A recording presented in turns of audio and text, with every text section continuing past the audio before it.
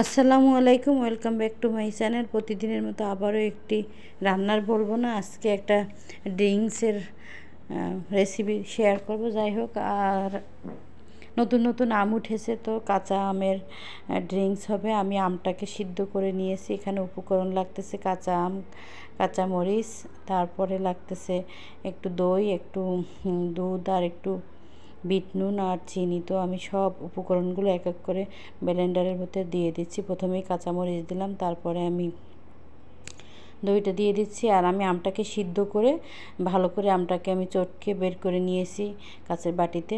তো এবার আমি দই দিয়ে দিচ্ছি, বিট নুন দিয়ে দিয়েছি, কাঁচামরিচ দিয়ে দিয়েছি। তারপরে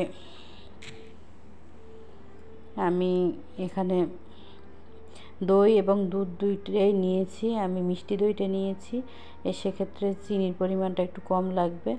আর আমি দুধও নিয়েছি পরিমাণ মতো। আমি এখানে 3 গ্লাস করব, আর পরিমাণ মতো আমি চিনি দিয়েছি। আপনারা আপনাদের মতো করে দিবেন। আর আমি যেহেতু দইটা ঠান্ডা, তো ব্লেন্ডারে করা হয়ে গেছে, জাস্ট এই যে ঢেলে নিয়েছি, হয়ে গেল ঠান্ডা ঠান্ডা ম্যাঙ্গো, কি বলি, ম্যাঙ্গো জুস।